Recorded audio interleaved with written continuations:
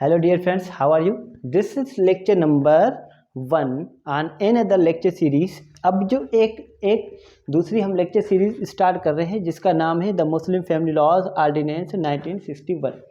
हमेशा हमने पढ़ा है एक्ट, ऑर्डर और हमारे पास ऑर्डिनेंस। तो ये ऑर्डिनेंस है, ठीक है। ऑर्डिनेंस हमेशा कौन पास करता है? ऑर्डिनेंस हमेशा प्रेसिडेंट पास करता है। ये एक अलग लेक्चर सीरीज है, इसकी हम टोटल बेयर रीडिंग देखेंगे, ठीक है। इसकी टोटल जो भी सेक्शंस हैं इसके टोटल हम डिस्कस करेंगे। आ रही बात समझ में? ये एक्ट जो है ना, सदर साहब ने, प्रेसिडेंट ने इसको जब बनाना था, प्रेसिडेंट जो पाकिस्तान के थे, ठीक है। आपको पता है कि 1958 में प्रेसिडेंट कौन था, ठीक है, आप अच्छी तरह जानते हैं, ठीक है। उन्होंने ऐलान किया था कि ये मुस्लिम फैमिली लॉज ऑर्डिनेंस बनाया जाए, ठीक है, बनाएंगे हम। उन्होंने ऐलान किया था किस तारीख को?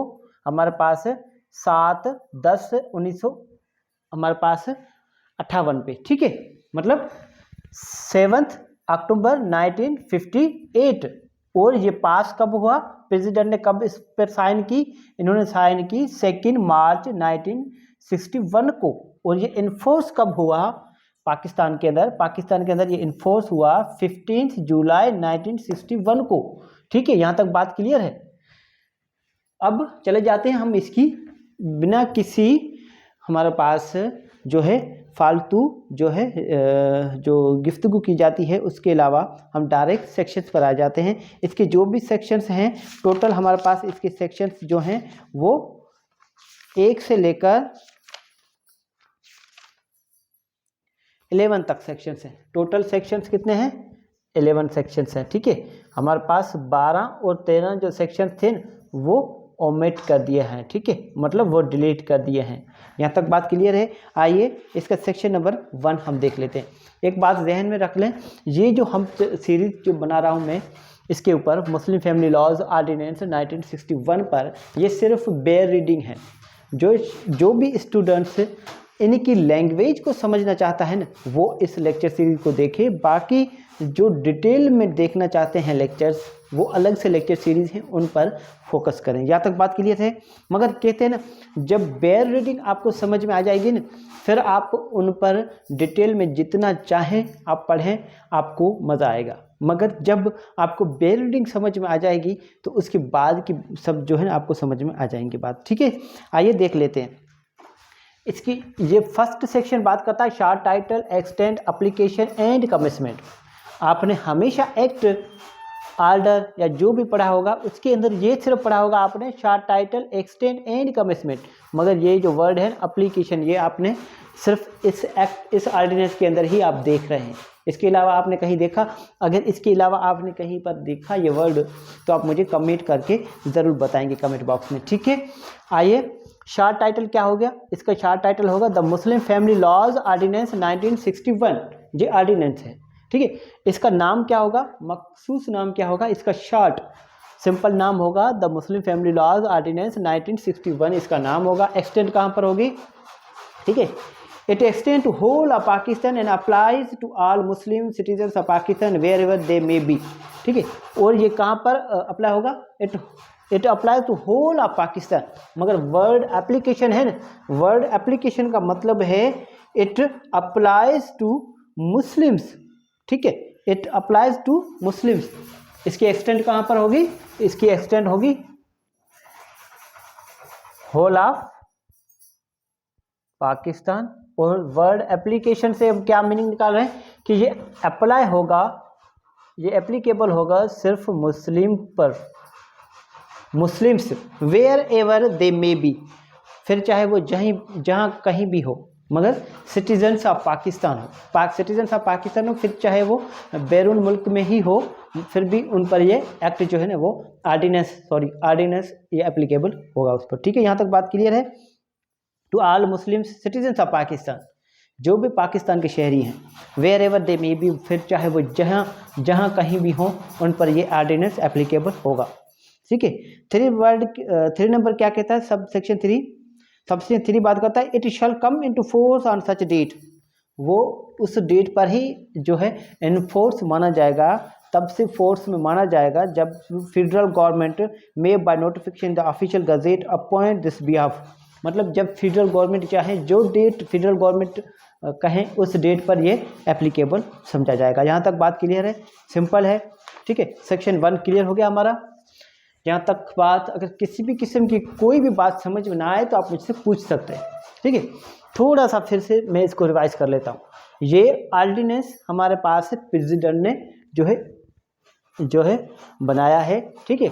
इन्होंने प्रेसिडेंट ने जो ऐलान किया था वो हमारे पास 7 अक्टूबर 1958 को ऐलान किया, ठीक है। फिर उन्होंने उसको जो है वो पास कर दिया, ठीक है। उन्होंने, जो हमारे पास प्रेसिडेंट थे उन्होंने पास कर दिया। कब पास किया? हमारे पास 2 मार्च 1961 को, ठीक है, पास किया। उसके बाद फौरन जो है 3-4 महीने के बाद जो है 15 जुलाई 1961 को ये इन्फोर्स भी कर दिया कि अब सब जो भी मुस्लिम्स हैं पाकिस्तान के अंदर उन पर एप्लीकेबल होगा। और पाकिस्तान के मुस्लिम्स मतलब पाकिस्तान के शहरी, फिर चाहे कहीं भी हो, ठीक है। फॉर एग्जांपल एक हस्बैंड जो है हमारे पास पाकिस्तान में रहता है और उसकी वाइफ जो है सिटीजन ऑफ पाकिस्तान है और वो बैरून मुल्क का है, तो फिर वो भी उन पर एप्लीकेबल होगा। अगर ये सूट चाहें तो यहाँ पर दाखिल करें और उसको समन वहाँ पर जो है वो सर्व करवाए जाएंगे। यहाँ तक बात क्लियर है, सिंपल है, बहुत सिंपल है। इस जो है आर्डिनेंस का नाम क्या होगा? छोटा सा इसका नाम होगा the Muslim family laws ordinance 1961। इसकी एक्सटेंड कहाँ पर होगी? ये होल ऑफ पाकिस्तान पर एप्लीकेबल होगा, ठीक है। इसकी एप्लीकेशन जो वर्ड न्यू जो वर्ड इंसर्ट हुआ है इसके अंदर, एप्लीकेशन का मतलब क्या है? ये सिर्फ हमारे पास जो मुस्लिम्स है ना, citizen of Pakistan where ever they may be, उन पर एप्लीकेबल होगा, ठीक है। जो भी पाकिस्तान के शहरी हैं मुसलमान, उन पर ये एप्लीकेबल होगा, फिर चाहे वो जहाँ कहीं भी हो, ठीक है। यहाँ तक बात की। एंड कमिटमेंट, और इसकी कमिटमेंट कब हुई? इसकी कमिटमेंट हुई हमारे पास 15 जुलाई 1961 को। बिल्कुल सिंपल है, बात समझ ना आए तो आप मुझसे फिर भी पूछ सकते हैं। टोटल सेक्शंस कितने हैं? 11 सेक्शंस हैं। यहाँ तक बात क्लियर है, ठीक है। अब ये एप्लीकेशन है मुस्लिम्स पर, ठीक है। हमारे पास जो पाकिस्तान के अंदर जो भी कानून हैं, ठीक है, जो भी लॉज हैं, वो सब पर एप्लीकेबल है। अगर यहाँ पर स्पेसिफिक बताया गया है कि ये सिर्फ मुस्लिम पर एप्लीकेबल हैं, तो फिर उसके अलावा जो माइनॉरिटी में जो लोग रहते हैं ना, ठीक है, उन पर कौन से लॉज एप्लीकेबल होंगे। इसीलिए हमारी जो ऑनरेबल कोर्ट्स हैं उन्होंने जजमेंटें दी हैं, ठीक है, कि ये जो लॉज हैं ये उन माइनॉरिटी पर भी एप्लीकेबल होंगे। जो हिंदूज हैं रहते हैं उन पर भी ये एप्लीकेबल होंगे। अगर उनके जो यूजेज कस्टम हैं उनको इन्फ्रिंज ना करें तो उन सब पर ये एप्लीकेबल होंगे।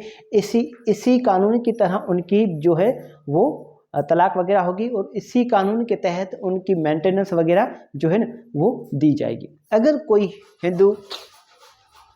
हिंदू लेडी है, ठीक है, अगर उसका हस्बैंड जो है वो इसको मेंटेनेंस नहीं कर रहा है, ठीक है, 5-6 बच्चे हैं, तो फिर ये अदालत किस कानून के तहत जाए कि मुझे मेंटेनेंस दी जाए। अगर हम कहते हैं कि ये कानून तो सिर्फ मुस्लिम पर एप्लीकेबल है, तो फिर वो जो लेडी है, हिंदू लेडी है या फिर क्रिश्चियन है या फिर कोई भी हो, ठीक है, माइनॉरिटी से ताल्लुक़ रखती हो, क्या वो पाकिस्तान की शहरी नहीं है? बिल्कुल पाकिस्तान की शहरी है। और उसी के जो भी मेंटेनेंस है कोर्ट इसी कानून के तहत मुस्लिम फैमिली कोड्स 1964 और हमारे पास the Muslim family law ordinance जो है ना वो उन पर एप्लीकेबल हैं। उन पर एक अलग से डिबेट होगा, वो हम अलग से देख लेंगे। मगर अभी हमारे चलिए सिर्फ बेयर रीडिंग, तो आइए हम बेयर रीडिंग पर चलते हैं। डेफिनेशन बात करता है सेक्शन 2 बात करता है in this ordinance unless there is anything repugnant in the subject of context, कि जो सब्जेक्ट है ना ये या फिर कंटेक्स्ट हैं, इन्हीं के अंदर अगर कहीं पर भी कोई एक्सप्रेसली, ठीक है, अगर कोई बात लिखी गई है, कोई जो है हमारे पास मुखालफत आई है, तो उनको छोड़कर ये जो मीनिंग जो दी गई है ए से लेकर हमारे पास डी तक, ये मीनिंग ऐसी ही समझी जाएंगी जैसी इसी डेफिनेशंस के अंदर लिखी गई है, ठीक है। अब चले जाते हैं हम वर्ल्ड आर्बिट्रेशन काउंसिल पर। अब आर्बिट्रेशन काउंसिल है क्या? आइए इसकी डेफिनेशन देख लेते हैं। Means a body consisting of the chairman and a representative of each of the parties to matter deals with in this ordinance. मतलब एक चेयरमैन होगा, मतलब एक ऐसी बॉडी होगी, ठीक है, क्या होगा, एक बॉडी होगी ठीक है, एक बॉडी बनाई जाएगी जिसके अंदर एक चेयरमैन होगा। कौन होगा? यूनियन काउंसिल का चेयरमैन होगा। उसके अलावा हर एक पार्टी, ईच पार्टी में ना हस्बैंड का एक रिप्रेजेंटेटिव होगा और एक वाइफ का रिप्रेजेंटेटिव होगा, मतलब उसका नुमाइंदा होगा, फिर चाहे वो वकील हो या फिर उसका एजेंट हो, कोई भी हो। ठीक है, उसको कहते हैं, क्या कहते हैं? Arbitration council. यहाँ तक बात करें, provided that where any party fails to nominate a representative within the prescribed time, the body formed without such representative shall be the arbitration council. के ये जो आर्बिट्रेशन काउंसिल है, इसके अंदर मैंने आपको बताया कि कौन कौन होगा।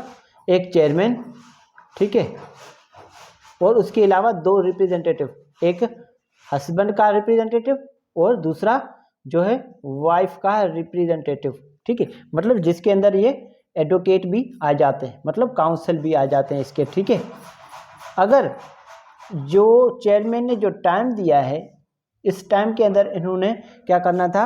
अपना नॉमिनेट करना था रिप्रेजेंटेटिव। अगर नहीं किया तो फिर जो भी, अगर कोई party fail, for example wife ने अपना रिप्रेजेंटेटिव नॉमिनेट नहीं किया, तो फिर एक ये रिप्रेजेंटेटिव और ये चेयरमैन, ये जो बॉडी बन गई, मतलब ये क्या बन गया? ये आर्बिट्रेशन काउंसिल बन गया। यहाँ तक बात क्लियर है? सिंपल है। ठीक है, इसका काम क्या है? ठीक है, इसकी क्या हमारे पास बेनिफिट्स हैं, क्या इनके जो है हमारे पास जो है इसकी डिटेल्स क्या है, वो हम बाद में देखेंगे। ठीक है, उसके बाद चले जाते हैं हम वर्ड चेयरमैन पर। बी चेयरमैन, कि चेयरमैन क्या है? Who is chairman? Means the chairman of union council, कि चेयरमैन वो जो यूनियन काउंसिल्स का है। ठीक है, सिंपल है। आपके जो हमारे पास बल्दियाती इलेक्शन होते हैं, उसके अंदर जो यूसी का चेयरमैन होता है, यूसी मतलब यूनियन काउंसिल का, वही चेयरमैन। सिंपल है। ठीक है, or a person appointed by the federal government, या फिर जो फेडरल गवर्नमेंट है, वफाकी जो हुकूमत है, वो अपॉइंट करे उनके बिहाफ पर। In the cantonment areas or by provincial government in the other areas. मगर जो हमारे पास है, कोई भी चेयरमैन जो है ना, वो चेयरमैन होगा जो यूनियन काउंसिल का। ठीक है, या फिर वो शख्स जो फेडरल गवर्नमेंट अपॉइंट करे कैंटोनमेंट एरियाज के लिए। कैंटोनमेंट एरियाज आपको मालूम है क्या होता है? उस कैंटोनमेंट एरियाज के लिए जो अपॉइंट होगा चेयरमैन, ठीक है, ठीक है, वो फेडरल गवर्नमेंट अपॉइंट करेगी। और इसके अलावा जो भी हमारे पास अदर प्लेसेस हैं, उसके लिए जो अपॉइंट करेंगे वो करेगी फेडरल, हमारे पास प्रोविंशियल गवर्नमेंट। ठीक है, सिंपल है। यहाँ तक बात क्लियर है? Or by an officer authorise in that behalf by any such government to discharge the functions of chairman under this ordinance। या फिर इसके कोई भी अथोराइज्ड ऑफिसर हो, कोई भी अथोराइज्ड ऑफिसर हो, ठीक है, जो भी हमारे पास अपॉइंट किया जाए, ठीक है, जो है वो अथोराइज किया जाए कि ये जो है डिस्चार्ज करेंगे फंक्शन से चेयरमैन के। ठीक है, तो फिर वो चेयरमैन माना जाएगा। यहाँ तक बात कीजिए। यहाँ पर एक प्रोवाइडेड हमारे पास प्रोविजन दिया गया है, provided that where the chairman of the union council is a non Muslim. अब यहाँ पर ये बात की गई है कि चेयरमैन जो है यूनियन काउंसिल का, अगर वो नॉन मुस्लिम है तो फिर क्या होगा? or he himself wishes to make an application to an arbitration council or is owing to illness or any other reason। अगर चेयरमैन जो है वो नॉन मुस्लिम है, मतलब हिंदू है, क्रिश्चियन है, या कोई भी है, ठीक है, या फिर ये बीमार है, या फिर ये चेयरमैन के जो फंक्शंस हैं वो जो है वो डिस्चार्ज नहीं कर सकते, मतलब परफॉर्म नहीं। डिस्चार्ज वर्ड का मतलब है परफॉर्म करना। अगर परफॉर्म नहीं कर सकते, ठीक है, अरे बस समझिए, the council shall elect one of its Muslim members as chairman for the purpose of this ordinance. तो फिर ये जो चेयरमैन है ना, मतलब कौन? ये नॉन मुस्लिम चेयरमैन, या फिर भले चेयरमैन मुस्लिम हो मगर वो बीमार है, या फिर वो किसी वजह से अपने फंक्शंस जो है चेयरमैन को वो डिस्चार्ज नहीं कर सकते, मतलब परफॉर्म नहीं कर सकते, तो फिर ये एक चेयरमैन अपॉइंट करेंगे इनके बिहाफ पर। कौन से? Of a Muslim members of his body. ठीक है, चेयरमैन की जो भी बॉडी है ना यूनियन काउंसिल की, वो जो चेयरमैन है उससे नीचे जो भी मेंबर्स हैं उनमें से कोई भी एक मेंबर को ये अपॉइंट करेंगे।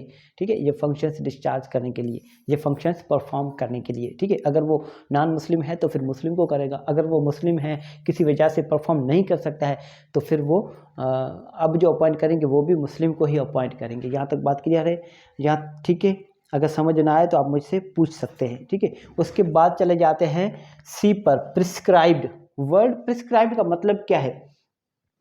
Means prescribed by rules under this section, under section 11। Section 11 में जो कहा गया है ना, सेक्शन 11 में कहा गया है कि power to make rules, power to make rules, power to make rules के पावर्स बनाने, हमारे पास है रूल्स बनाने के इख्तियारात।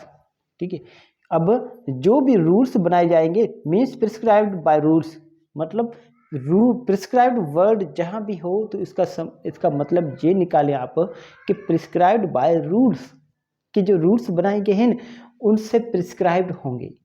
ठीक है, उनसे जो है तस्लीम शुदा होंगे, उनसे जो है वो हमारे पास माने हुए होंगे। ठीक है, आधी बात समझे, मतलब जो रूल्स बनाए गए हैं उससे कंसिस्टेंट होगी उसकी। बिल्कुल सिंपल है, मेरा जो समझाने का तरीका है वो मैं कोशिश करता हूँ कि हर अल्फाज में आपको समझाऊँ बार बार। ठीक है, यहाँ तक बात क्लियर है। मतलब वर्ड जो प्रिस्क्राइब्ड है ना, प्रिस्क्राइब्ड का मतलब है जो रूल्स बनाए गए हैं ना अंडर सेक्शंस, जो पावर्स दिए गए अंडर सेक्शंस 11 के तहत, कि सेक्शन 11 के तहत कौन रूल्स बनाता है, ये भी मैं थोड़ा सा आपको सिंपली बता दूँ। Federal government in respect of cantonment areas and provincial government in respect of other areas, के जो कैंटोनमेंट एरियाज हैं उनके लिए जो है प्रोविंशियल गवर्नमेंट रूल्स बनाएगी। ठीक है, और जो अदर एरियाज हैं, जो भी अदर एरियाज हैं उसके लिए प्रोविंशियल गवर्नमेंट रूल बनाएगी। प्रोविंशियल गवर्नमेंट मतलब सूबाई हुकूमतें, जैसा कि सिंध, पंजाब, खैबर पख्तूनख्वा, ये वो। ठीक है, यहाँ तक बात क्लियर है, बिल्कुल सिंपल है। उसके बाद चले जाते हैं हम डी पर, यूनियन काउंसिल। डी वर्ड हमारे पास है union council, the union council. ठीक है, यूनियन काउंसिल का मतलब क्या है? Means the union council are the town और union committee constituted under the basic democracies order 1959 and having jurisdiction in matter as prescribed. मतलब कि यूनियन काउंसिल क्या होगा? यूनियन काउंसिल मतलब टाउन, बल्दिया। यहाँ तक बात क्लियर है, बिल्कुल सिंपल है। यूनियन कमेटी होती है जो हमारे पास कॉन्स्टिट्यूट की जाती है। आपने ये एक्ट पढ़ा होगा हमारे पास, ऑर्डर द बेसिक डेमोक्रेसीज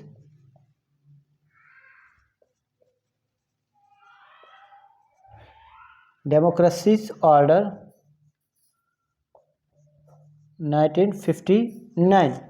ठीक है, इसके तहत जो भी हमारे पास कॉन्स्टिट्यूट होती है बॉडी, इसको बोलते हैं यूनियन काउंसिल।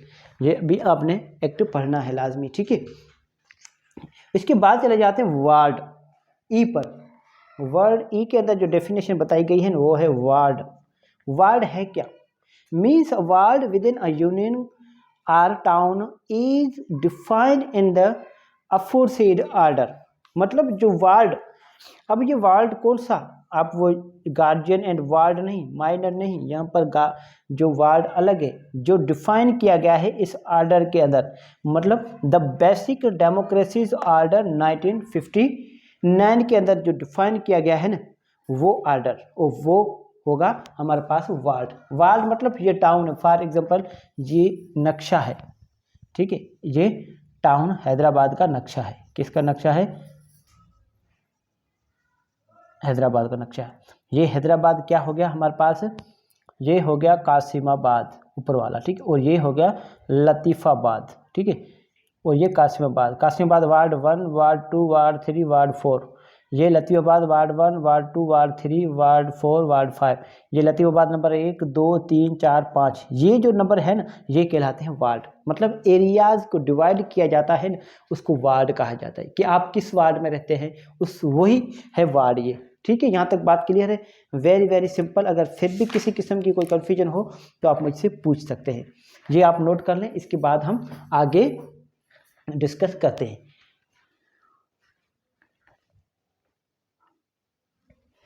आज हमने ये नोट कर लिया आपने, आज हमने सेक्शन 1 से लेकर सेक्शन 2 तक डिस्कस किया है। ठीक है, ये सिर्फ और सिर्फ हमारी बेयर रीडिंग है। बेयर रीडिंग के अलावा मैं कुछ भी डिस्कस नहीं कर रहा इसके अंदर।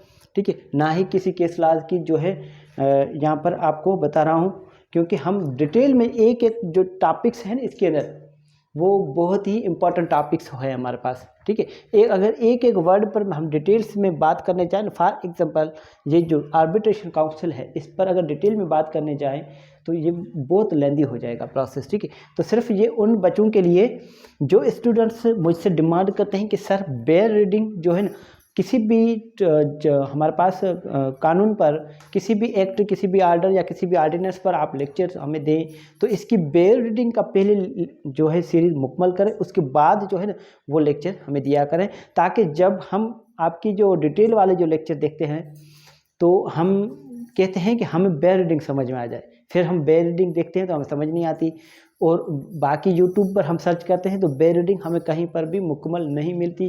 तो इसलिए हमें बेयर रीडिंग जो है ना वो पहले बेयर रीडिंग डिस्कस कर लें, आप बेयर रीडिंग के लेक्चर्स आप अपलोड कर लें, उसके बाद जो है ना वो डिटेल में हमें समझाया करें। ठीक है, यहाँ तक अगर बात फिर भी किसी किस्म की कन्फ्यूजन हो तो आप मुझसे पूछ सकते हैं। ठीक है, थैंक यू सो मच।